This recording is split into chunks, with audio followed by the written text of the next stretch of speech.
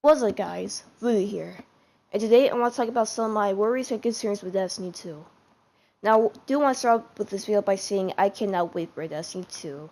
It's going to have a really good story campaign, it's going to have a good PvP mode, raid, the new raid is going to be awesome. There's going to be new weapons, new exotics, new armor, new subclasses, adventure slot sectors, treasure maps, all that stuff. I just cannot wait for Destiny 2.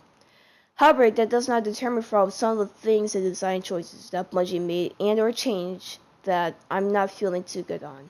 Today, I'll be talking about some of my worries and concerns with Destiny 2. My first concern with Destiny 2 is the weapon system. And although this is a glass up and a glass up full situation, and it could go good or bad, I still want to explain it because I still do have worries. So for those who haven't played Destiny 1, the weapon system was primary, special, and heavy weapons. So primary weapons are those assault rifles and burst guns, those types of weapons. The special weapons are those kind of shotguns, sniper, very specialty weapons, backups kind of. And the heavy weapons are those big DPS weapons like rocket launchers and heavy machine guns. Which are gone, by the way. The heavy machine guns are gone, and I will miss it. In Destiny 2, they changed the weapon system to kinetic weapons, energy weapons, and power weapons. Kinetic weapons are the same weapons as in Destiny 1's primary weapons, so they do no elemental damage, and they're like assault rifles, pulse rifles, etc. The energy weapons are those same types of weapons from the kinetic, but they're a different type of weapons. That doesn't make sense, but I'm gonna try to explain it. So say you have a auto rifle in primary, alright? You can't get that same auto rifle in energy, but those same types of weapons are in the same slots. The only difference with energy weapons are that they have elemental burn, so they can do more damage to people using their supers, or they can make a huge AoE blast with a matching element against PvE enemies with shields.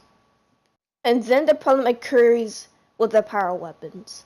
Now, the special weapons and heavy weapons kind of combine in the power weapon slot. This change seems to be made only for the purpose of PvP, so that's a glass half empty kind of thing. But we see it on the glass half full, it does give you more freedom with your guns. It does say, like, gives you the design choice of, okay, who's bringing the rocket launcher, who's bringing the support, who's gonna do ad control. So it does give you that. But it could go either way. It could go glass empty, glass half full. We don't know. We just have to wait till the game comes out. My second worry is getting exotics at the very beginning of the game. If you saw some of the articles stated, it says that you can get some exotics at the very beginning of the game when your level is still in the single digits.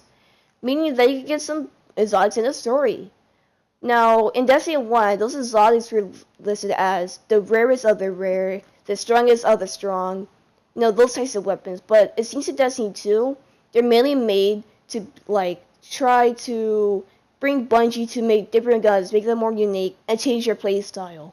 Which is not intentionally a bad thing, but as a one player where you had to grind and people stood in the loot caves because it's the most effective way to get weapons, it's a weird change, and I still don't know how to feel about that. It could go either way, just like my last concern. Could go good, could go bad, we just had to see.